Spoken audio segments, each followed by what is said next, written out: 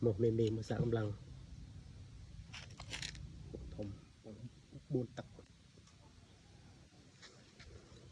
đập sập ngay và hay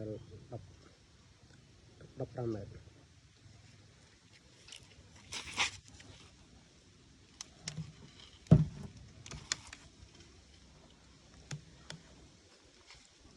cái project tay quay tay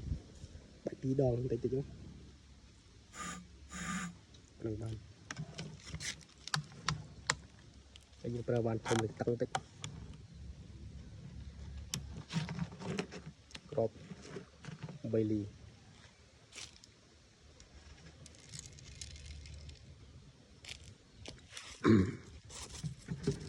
giảm bớt trâu